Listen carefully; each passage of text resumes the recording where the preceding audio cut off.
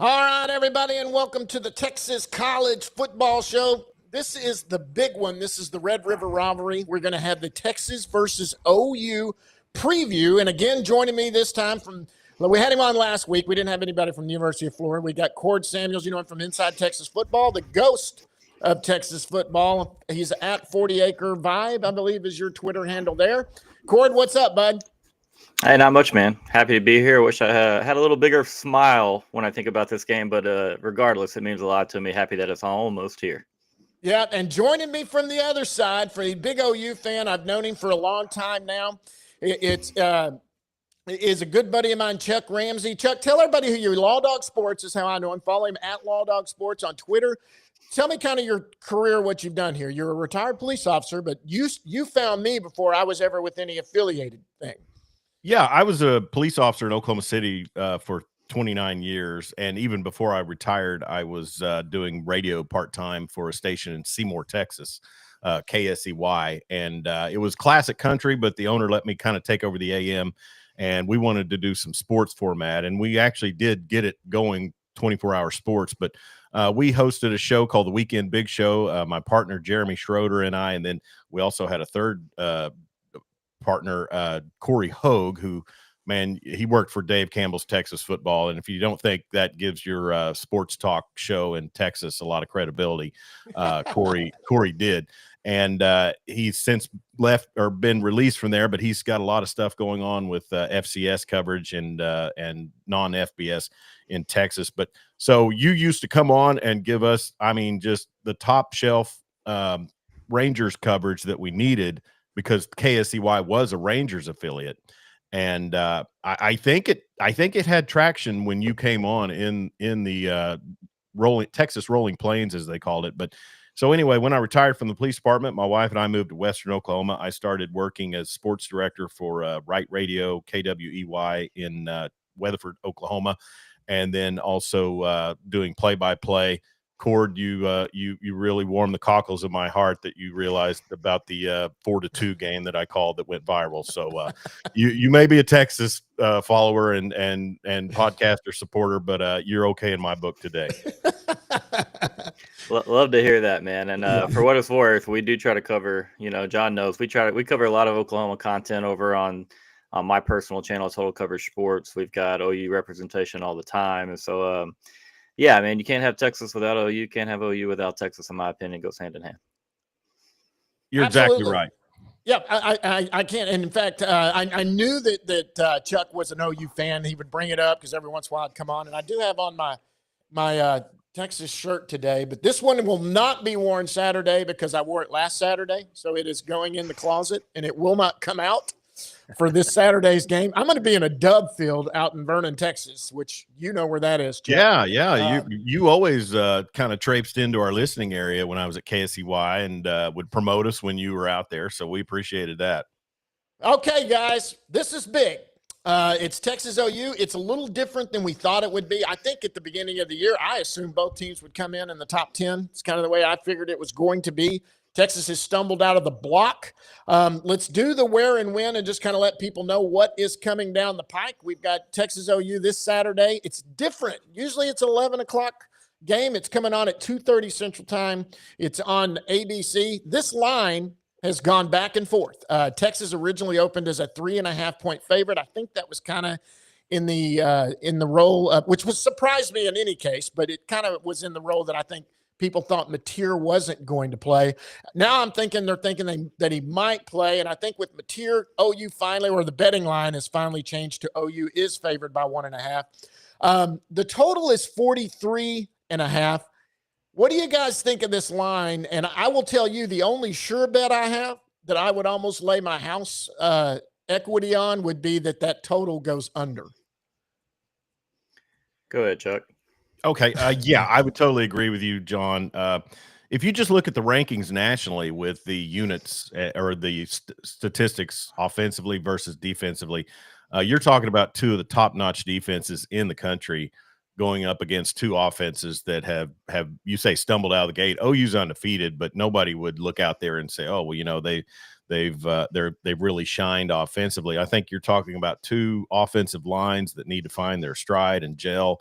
And, that could be something that it breaks down to on Saturday. But I was surprised to see that OU kind of took that favorite role.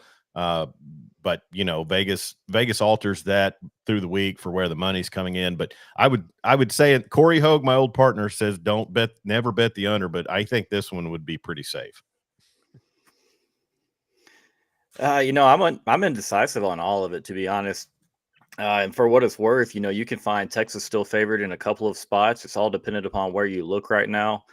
I feel like there's some market manipulation going on with the Mateer stuff from Vegas. They're definitely leaning into, his questionable status at the moment. Me personally, I'm not even touching the under in this game. I think that with both teams in these defenses and the ability to take the football away, and these offensive lines who a little bit, Texas has struggled more, obviously, but I'm just saying you can see some short fields via turnovers. We've seen this game and the fireworks that can happen in this building. So as far as me, John, I'm going to tell you real quick, if I'm going to dabble in a game, this is not one on either side that I am taking. I've put enough at risk on Twitter when I promised to tattoo if Texas were to lose this game. So I got enough going on. And again, I'm not one of the guys that gets on Twitter and makes a bet and then doesn't follow through. I've got proof. Way too much proof, unfortunately, because there's been a couple of big ones that we've lost. So that being said, man, I personally, I wouldn't touch this game, but I'm not surprised to see it go back and forth. Again, with all the uncertainty around John Mateer. Okay, let's look at what both teams have done so far. Texas is 3-2. Last week they lost to Florida 29-21. We all know that. We've all talked about it. OU is 5-0. Last week they beat Kent State 44-0 with Michael Hawkins Jr. that took that game over and did okay. I mean, let's be honest, he's better than he was last year. But I think all OU fans, look, if Michael Hawkins Jr. plays, OU fans are a little more worried than they would be if John Mateer plays. But I certainly, we know where everyone sits right now, but what we have to get into first and foremost in any part of this is going to be quarterbacks. And let's look at the quarterbacks for each side and where they're at. Obviously, we know Arch Manning, the bust that New York Times has put out, and The Athletic, we know he's a bust. He's 81 for 135. He's got 1,151 yards, 11 TDs, 5 interceptions. We got Mateer, who's got some more yardage there, 95 of 141, 6 TDs, 3 interceptions. Of course, Michael Hawkins Jr. hasn't played much. 15 of 27, 167 yards, and 3 TDs, no interceptions.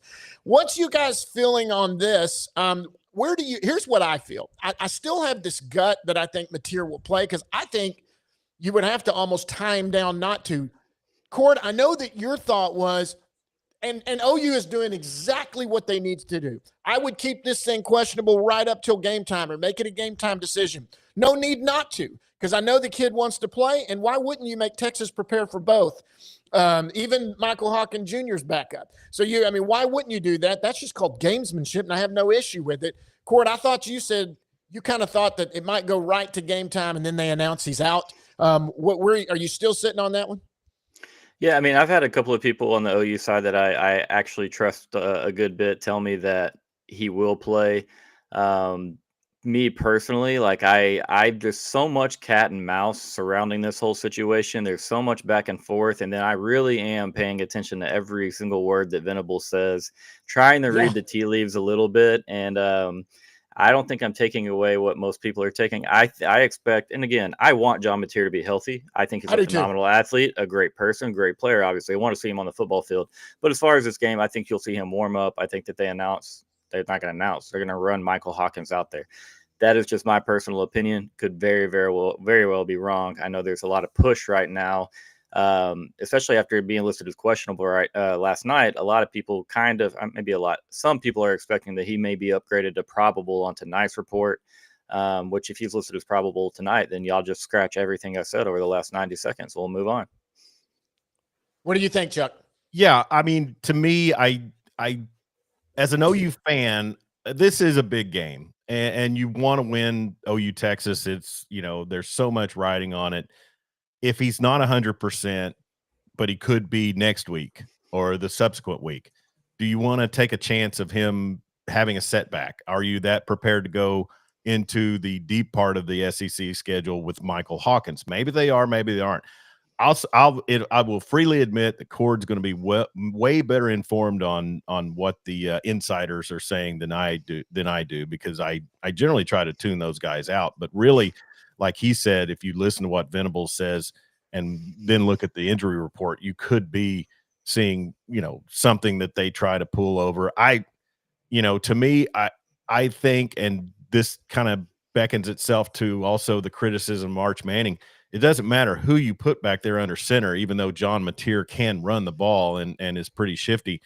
With these two defenses, if you don't establish the run, you could throw Baker Mayfield back there. You could throw Colt McCoy back there, and they're not going to have a lot of success.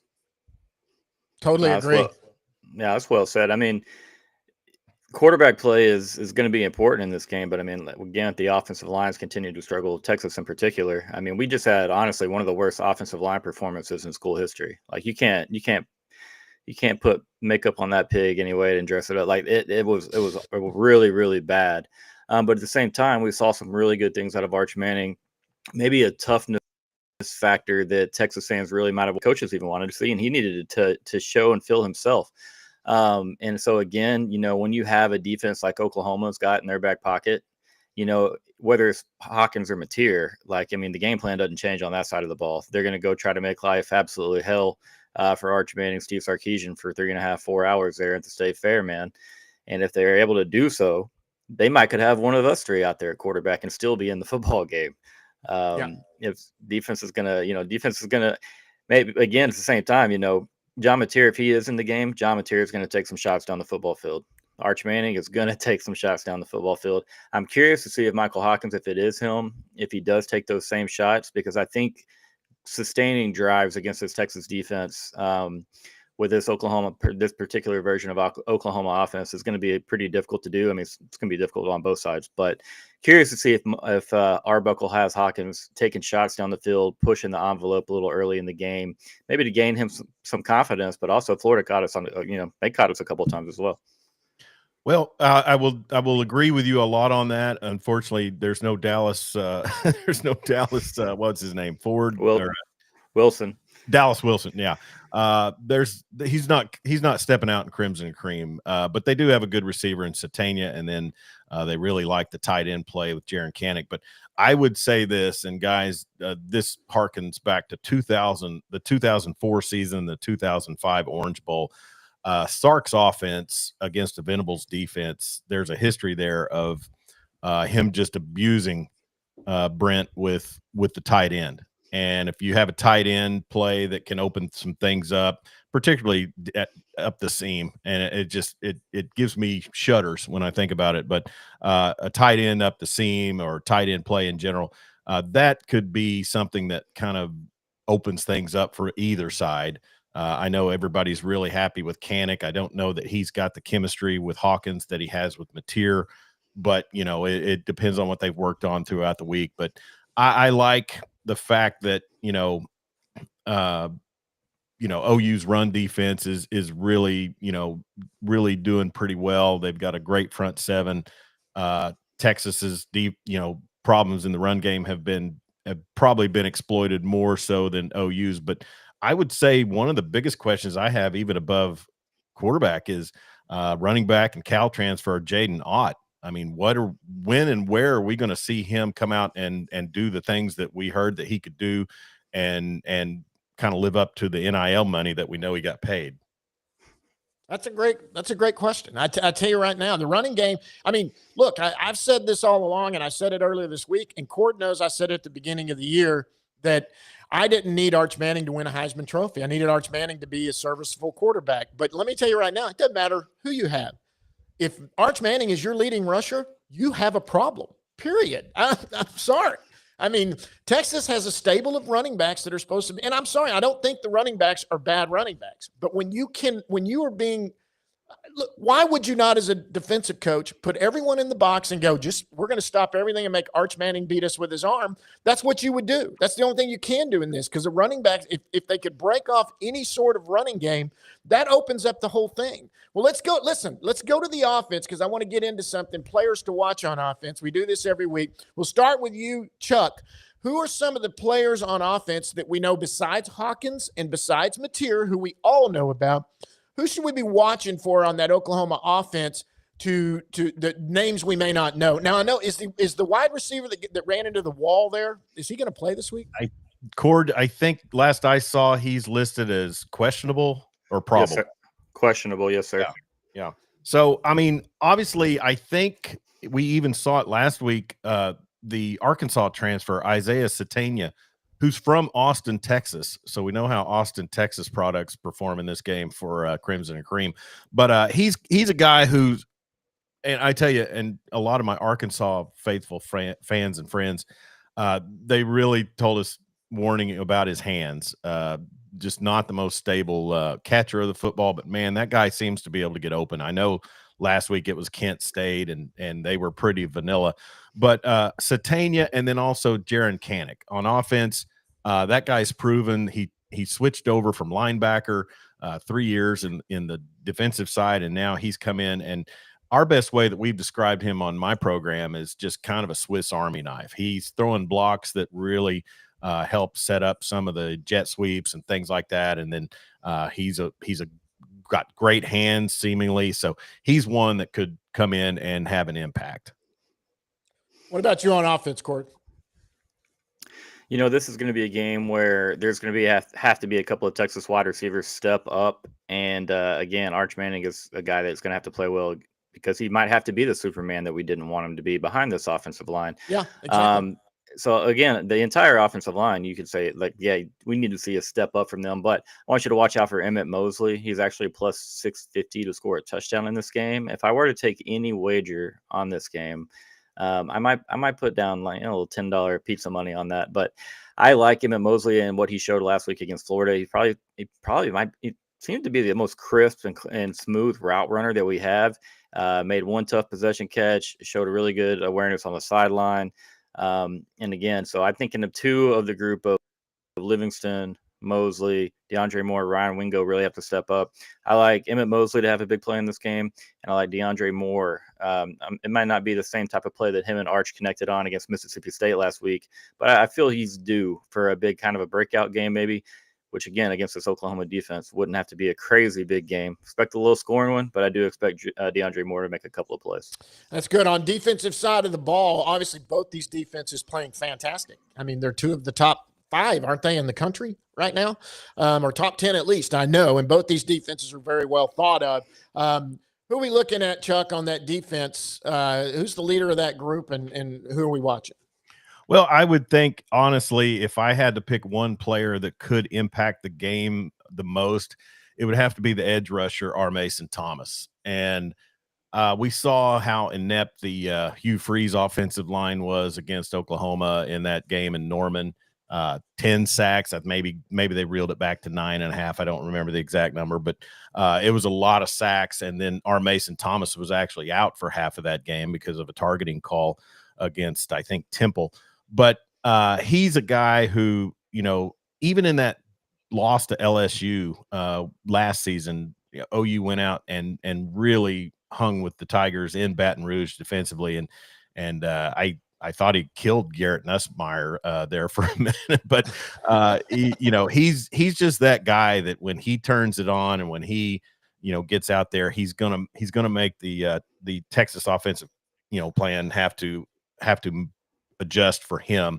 And then, several players on the backside have to step up because if they're not getting to Manning and if he is able to find time, we saw it last week, of course. Sunbelt Billy Napier, he's going to find a way to make a blowout look close. I'll say that. I mean, throwing the ball late in the game and almost getting it picked off, and then some of his offensive decisions there late. I thought a one-score game was being pretty generous the way the game had gone, but then still, you overcome a coach's ineptitude sometimes. But I would say on the backside, it could be where Texas finds a way to exploit some things and get their offense rolling. What about you, Cord? Yeah, I mean, I think Chuck's right on that. It was definitely a game that Florida could have won by a lot more than one score there. But Talking about players to watch on the defensive side, you saw Malik Muhammad listed as probable last night on the report. That's very good news. Still need to have a couple of good days leading up to that game. Make sure that he's on the football field. Saw what Texas looked like last week, in man coverage when we had a mixture of Kobe Black, Jalen Gilbo, Cade Phillips, a couple reps. We didn't look good, but again, you have to give Florida a little bit of credit. Dallas Wilson is a very highly touted prospect that is just getting on the field and showing what he can do. And again, Lagway made a couple of tough throws. I don't know if y'all saw the one throw underneath the pass rusher's arm, almost submarine, pretty sick little throw. If y'all haven't seen it, I'll send it over. Yeah, it was great. Yeah. Again, love DJ, Texas kid, but hate that he did that to us. Looking at Malik Muhammad, you want to see how he looks out there, want him to be healthy. And then, hey, man, is it going to be this week that Colin Simmons kind of really wakes up from a stat line, perspective? The effort is there. He's got to add a little bit more to his pass rush bag. He really likes to bend and get wide and use that speed. Bull rush, swim moves, different things. Add that to your bag. Again, still a relatively young pass rusher. Looked pretty good against the run last week, so we like to see that. I think he had 2 or 3 consecutive plays, tackles for losses there. Yeah, and before I think we ended up blowing that drive up anyways, and they got points out of it. But I'll be looking for those two. Again, I think our linebacking core is going to have a big day in this one. Again, stopping the run and then dropping back into some coverage zone. They all do a pretty good job in that regard. So curious to see how we game plan for either quarterback, but those are the guys I have to watch on the field. All right, let's go to the keys to victory. We're going to go first on offense. Cord, on this one, we'll start with you. If Texas comes out and wins this game, and I'll give my prediction here in a little bit, what has happened? What's been the key to victory on the offensive side of the ball? I'll say 1 or less turnovers. You got to do a good job of protecting the football. But then again, I'll say that you ran the ball for 100+ yards in this game. And that's not even, in today's world, that's not even asking for a lot. But just give Arch Manning a little bit of time, a little bit of reprieve from having R. Mason Thomas and a slew of other really talented Sooner pass rushers, breathing down his neck, because they are going to get to him. We saw Texas, Florida. Arch is going to get hit this weekend. Let's limit it a little bit. Give Brent Venables something else to think about. Maybe make him think about his 3-high safety look and how he probably can't do it on every single down, and he's going to have to bring some other people.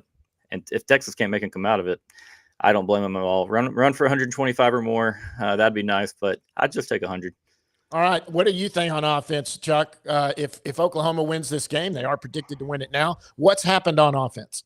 Well, I think, to me, and I can't roll out the stats that Cord does, but to me, this game as of lately, as a trend, has been about who gets some success early, and then who knows what can happen on special teams play, things like that. If you go back to the 2023 game, OU got out to a pretty good start. They seem to always get out to a pretty good start defensively. And I'm just talking about these two coaches kind of going against each other, because what was it, the 2021 game where Caleb Williams led the comeback? Yeah. So since 2022, Brent's defenses go out and play strong early. It's just the games that have been terrible for OU have been when the offense just is totally inept. So I would say, find ways to have success early so that your defense isn't out there just trying to carry the entire load. Yeah. And I don't know, would they be happy with a 17-14 final? I think so, because that means that the defense would have dominated, dictated a lot on our end. But going forward, I just think, we know so little about what they're really going to do offensively.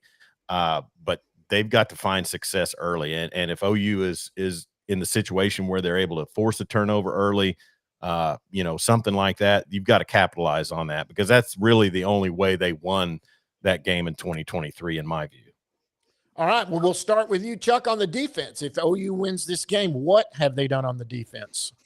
You've got to contain Arch Manning. And regardless of the heat he's taken, regardless of the criticism, I mean, he's shown that he can get the ball downfield. That post route on the touchdown against Florida, that was a tremendous throw. I mean, it's easy for me to criticize the kid because, the whole Nepo thing, or born on third base, whatever you want to say.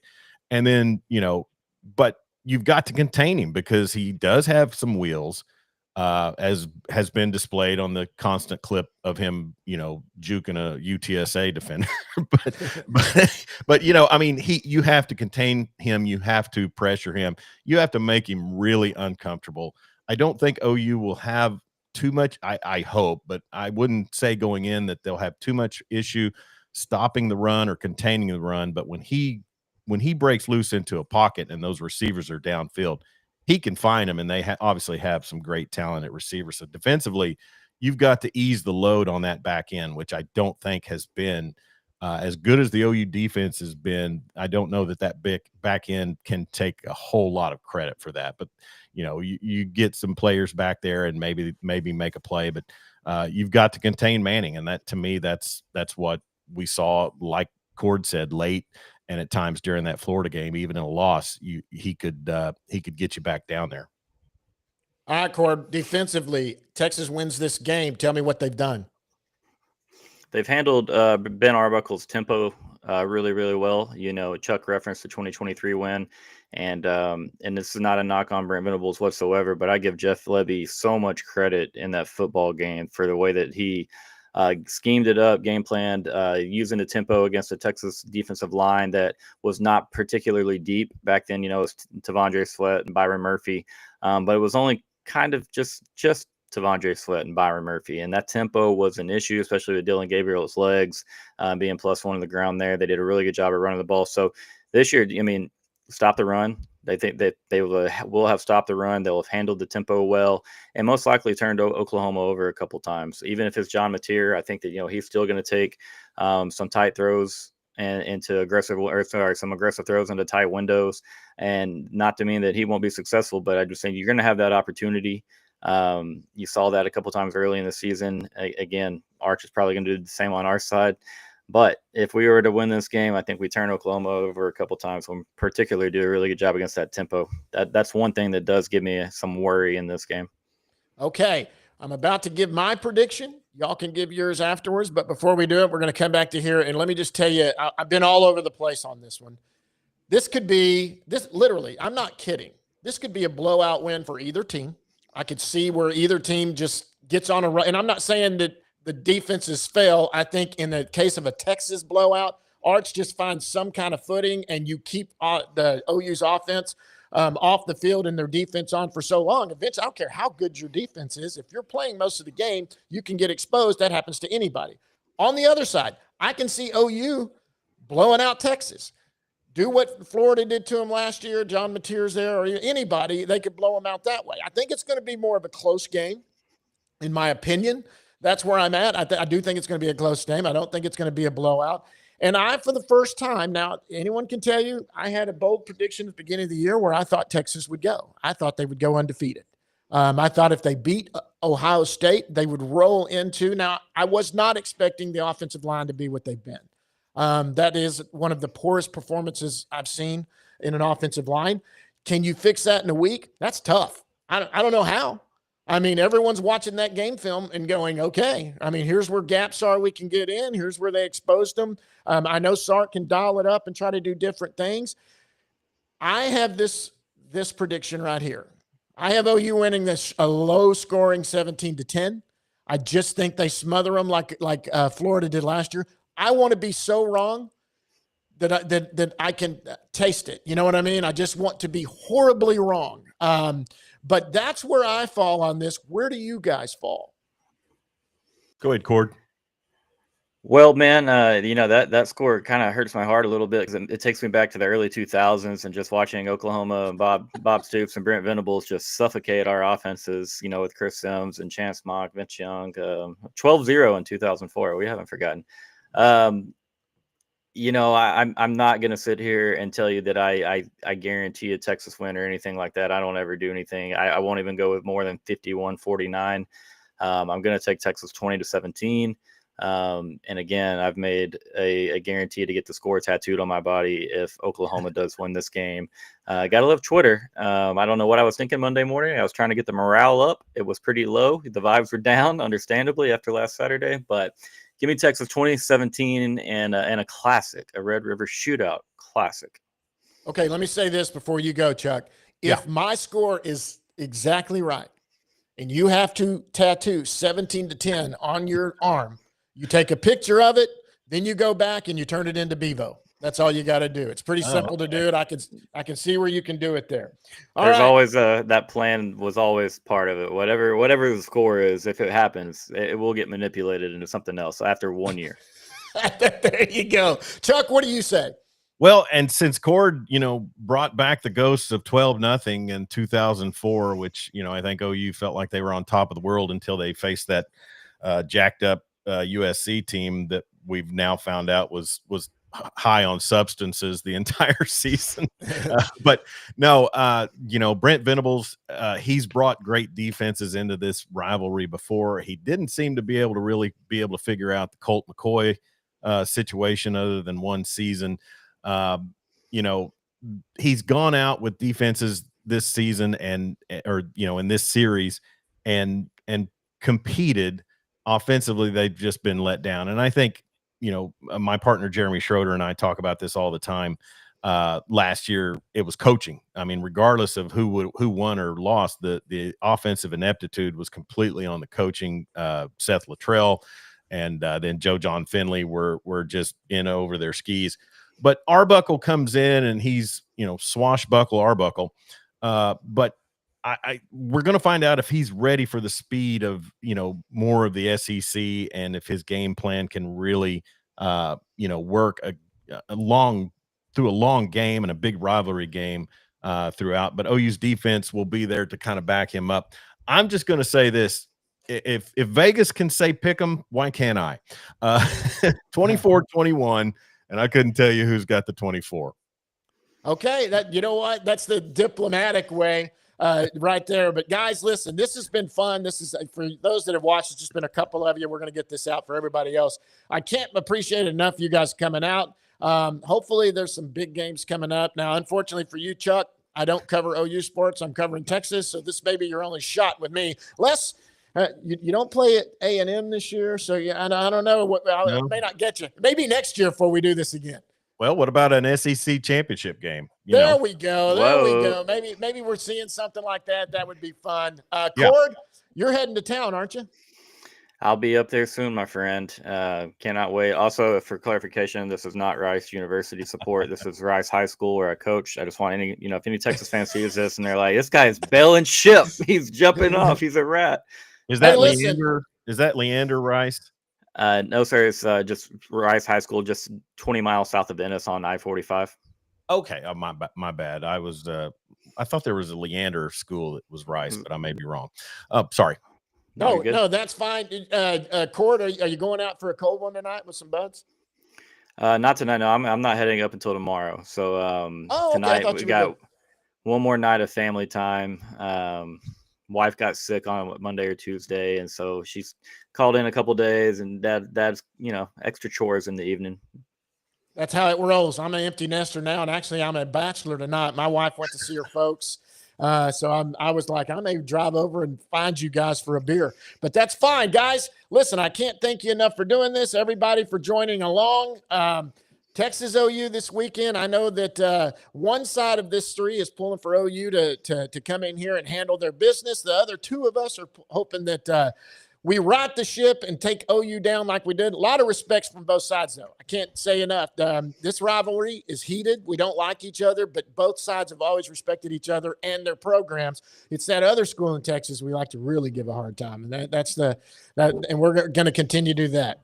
Hey, guys, I appreciate it so much for both of you guys coming on. Go Texas this weekend. I know you're going to say go OU, horns down. That's fine.